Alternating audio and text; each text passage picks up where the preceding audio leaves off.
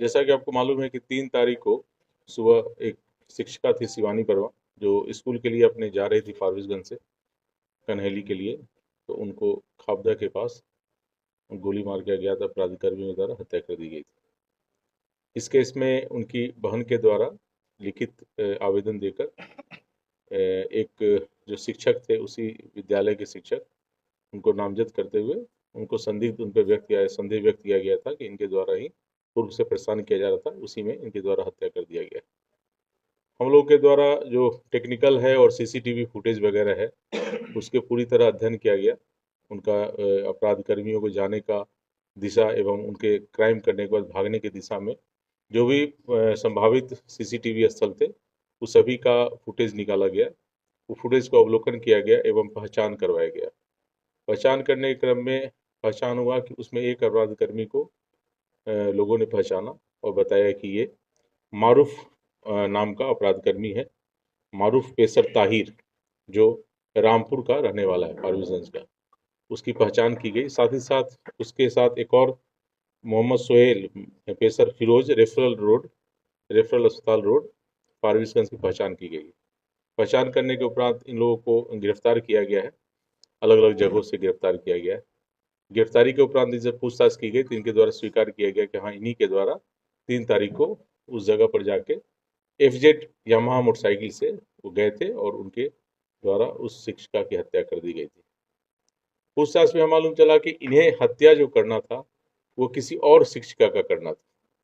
वहीं खापदा के बगल में ही भगवानपुर भगवानपुर नहीं भवानीपुर प्राथमिक विद्यालय है, उसमें एक शिक्षिका पढ़ाती है, जिनका अवैध संबंध या कहिए कि दोस्ती फारबिसगंज में ही फारबिसगंज के रहने वाले अपना इलेक्ट्रॉनिक्स है, जनता इलेक्ट्रॉनिक्स का मालिक है, उसके साथ था। उसी की पत्नी के द्वारा ये राजा नाम के अपराधी है, जो रामपुर का रहने वाला है, उसको सुपारी दी गई थी 2 लाख का कि हमारे पति को वो बातचीत दोस्ती रखती है, उसे रास्ते से हटाने के लिए।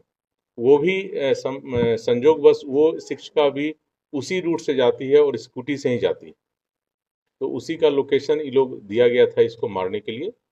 और उसी मारने के कारण उसी का पीछा करते हुए ये लोग पहले से क्रिमिनल जो दोनों था, ताहिर और सोहेल और सोहेल और मारूफ दोनों पहले से वहाँ इंतजार कर रहा था।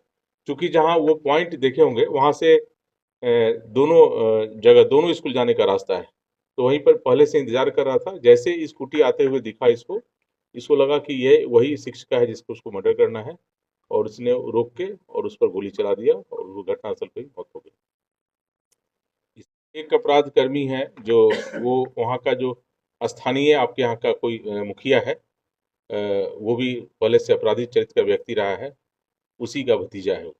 उसको जैसा भी हमको मालूम चला अनुसंधान में कि उसको पनाह देने का काम वो कर रहा है। तो ऐसे लोगों पर भी कार्रवाई की जाएगी, जो भी अपराध कर्मी को पनाह देंगे और अपराध को छिपाने का प्रयास करेंगे, अपराधी कर्मियों को संरक्षण देंगे, उनके विरुद्ध भी कार्रवाई की जाएगी।